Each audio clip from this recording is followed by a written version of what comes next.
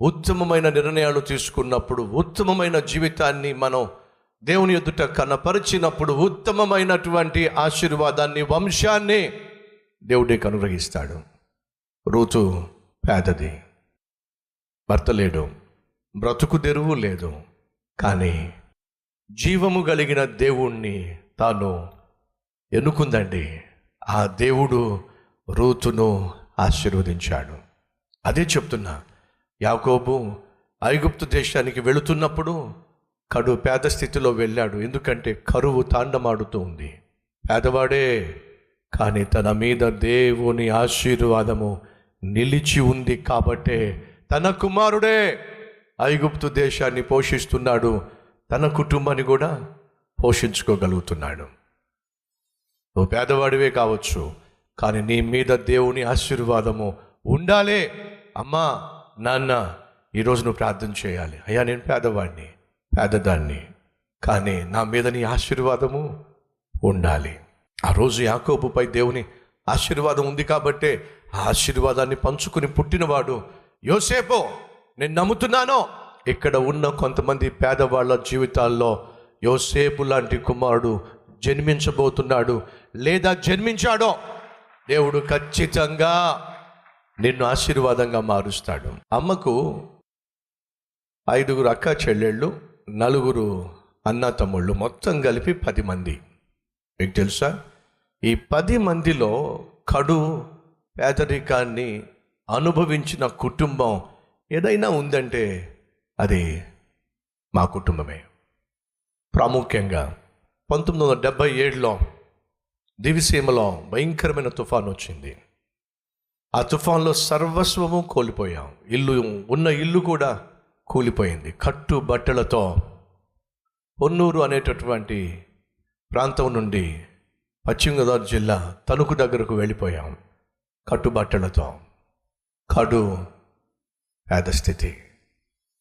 కానీ ప్రియ సహోదరి సహోదరులు, ఉన్న 10 మందిలో అమ్మ పేదరికంలో కూడా ప్రభు పాదాలని గట్టిగా పట్టుకుంది.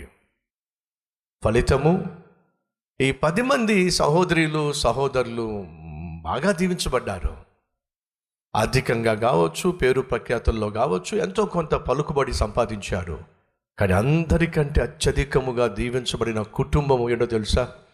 నా తల్లి కుటుంబం. నా తల్లి, నా తండ్రి పేదవారే, కానీ ప్రభువును ఆశ్రయించిన వారు, ప్రభు పాదాలు పట్టుకున్నవారు. దేవుడు ఆ కుటుంబాన్ని ఏం చేశాడు? దీవించాడు. కాబట్టే ఈ దీన సేవకుణ్ణి ఆ కుటుంబంలో నుంచే లేవనెత్తాడు. అమ్మ నాన్న బహుగా చదువుకున్న వాళ్ళు కాదు, ఆస్తిపాస్తులు ఉన్నవాళ్ళు కాదు, కానీ దేవుని దీవెనను పొందుకున్నవాళ్ళు. అమ్మలో నాన్నలు అందచందాలు లేకపోవచ్చు, ఆస్తిపాస్తులు లేకపోవచ్చు, పలుకుబడి లేకపోవచ్చు, పదవి లేకపోవచ్చు, కానీ ప్రభు యొక్క దీవెన నీ మీద ఉంటే చాలు. నీ కుటుంబంలో నుండే దేవుడు యోసేపు లాంటి వాడిని లేవనెత్తుతాడు. ఈ దీన సేవకుని కంటే గొప్ప సేవ చేసేటటువంటి బిడ్డలను దేవుడు నీ ఇంటిలో నుండే లేవనెత్తుతాడు. విశ్వసించో. ఓ పేద తల్లి కుటుంబాన్ని దేవుడు ఈ విధంగా దీవిస్తే ఈ 10 కుటుంబాలు వాళ్ళందరూ కూడా ఈరోజు సతీష్ కుమార్ని ఇలా చూస్తారు. ఆ దేవుణ్ణి నమ్ముకొని ఎంత ఉన్నతమైన స్థితికి చేరాడో అని దేవుణ్ణి మహిమపరుస్తారు. నీ మీద తల్లి, తండ్రి, దేవుని ఆశీర్వాదం ఉండాలి. మరి దేవుని ఆశీర్వాదం నీ మీద ఉండాలంటే ఏం చేయాలి? యాకోబు ప్రార్థన చేశాడండి. యాకోబు దేవుణ్ణి అడిగాడు, దేవా యెహోవా, నన్ను దీవిస్తే తప్ప నిన్ను నేను విడిచిపెట్టను. అమ్మా, ఇంటికెళ్ళి ప్రార్థన చేయి. నాయనా, ఇంటికెళ్ళి ప్రార్థన చేయి. అయ్యా, నేను పేదవాడినే, పేదదాన్నే, ఆస్తిపాస్తులు లేనిదాన్ని, అందచందాలు లేనిదాన్ని, చదువు సంధ్యలు లేనివాడిని, కానీ నీ పాదాలు పట్టుకున్నవాడిని, నన్ను ఆశీర్వదించు. నా వంశములో నుండి నిన్ను గణపరిచేటటువంటి యోసేపు లాంటి వాడిని లేవనెత్తో ప్రార్థన చేయి. నా దేవుడు ఖచ్చితంగా నీ ప్రార్థన ఆలకిస్తాడు. ఓ తల్లి వచ్చింది, నన్ను కలిసింది. ఏడ్చుకుంటా వచ్చింది. నాయనా, 3 కొడుకులు నాయన, నాకు 3 కొడుకులు, కానీ ఒక్కడు కూడా ఇంటికి రానివ్వట్లేదు నాయన. ఈ తల్లి పరిస్థితి ఏమిటో చూడు, ఒక్కరు కూడా ఇంటికి రానివ్వట్లేదు. నాకున్న కొడుకు ఈ లోకంలో ఎవరైనా ఉన్నారంటే అది నువ్వు ఒక్కడివే నాయన అని చెప్పి ఆ తల్లి వచ్చి కొడుకును హత్తుకున్నట్టుగా నన్ను హత్తుకుని అంటుంది, నువ్వేనా కొడుకు నాయన, ప్రభు ఇచ్చిన కొడుకు. ఎస్, మీకు కావలసిన పట్టెడు మెతుకులు పెట్టడం ఏమాత్రం కష్టం కాదు. మీకు కావలసిన ప్రేమ, అనురాగము, ఆప్యాయత పంచిపెట్టడం ఏమాత్రం కష్టం కాదు. ధైర్యంగా ఉండు తల్లి, ధైర్యంగా ఉండు తండ్రి. కల్వరి టెంపుల్ స్వచ్ఛమైన సంఘం మాత్రమే కాదు, ఇది స్వచ్ఛమైన దేవుని కుటుంబం. ఈ కుటుంబంలో నువ్వు ఎన్నటికీ అనాథవు కాదు. అనాథాశ్రయంలోనో వృద్ధాశ్రయంలో ఉండాల్సిన అవసరము లేనే లేదు. తమ్ముళ్ళు చెల్లెళ్ళు ఈ మాటలు చెప్తున్నప్పుడు మీలో కొంతమందికి ఒక ఆదరణ, పోనీలే అన్నయ్య ఉన్నాడు మాకు, మీకోసం కాదు నాయన. అదే అన్నయ్య, అర్థమైంది, మా కోసం కాదు, మా అమ్మకు మా నాన్నకు ఎంతో కొంతకు భరోసా ఖచ్చితంగా. కానీ నిన్ను కన్న తల్లిని తండ్రిని నేను పోషిస్తే నీకేం ఆశీర్వాదం చెప్పు, ఆలోచించు.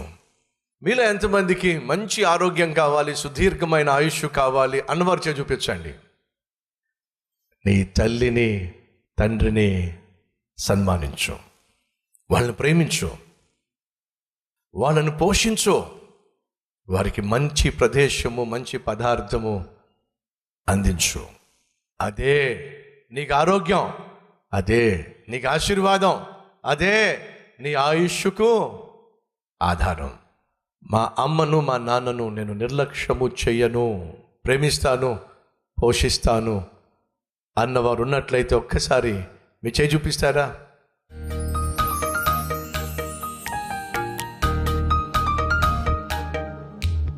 పరిశుద్ధుడు అయిన తండ్రి, నీ వాక్యానికి ప్రతిస్పందించి అమ్మను నాన్నను ప్రేమిస్తాం, పోషిస్తాం, మంచి ప్రదేశములో నివసింపచేస్తాం, మంచి పదార్థములు ఇచ్చి పోషిస్తాం.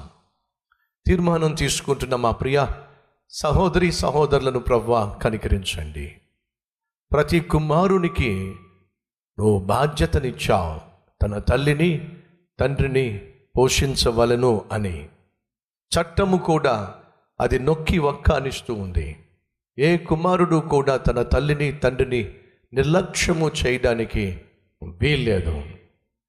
కాబట్టి నాయన, పోషించే బాధ్యత కుమారుని మీద ఉంది కనుక ఆ కుమారుడు కోడలు వాక్యానుసారంగా నాయన తల్లిని తండ్రిని పోషించులాగున సహాయం చేయండి. ఇదిగో ఈ సమయంలో నాయన నీ సన్నిధిలో అమ్మలను నాన్నలను మాకు మీరు అనుగ్రహించిన కారణము వృద్ధాప్యములో వారిని మేము ప్రేమిస్తామని, పోషిస్తామని, పరామర్శిస్తామని, ఫలితంగా ఆరోగ్యాన్ని, ఆశీర్వాదాన్ని, ఆయుష్ను కలిగి జీవిస్తామని, ఈ ఆశీర్వాదాన్ని సమృద్ధిగా మాకు దయచేయమని యేసు నామం పేరట వేడుకుంటున్నాము తండ్రి, ఆమేన్.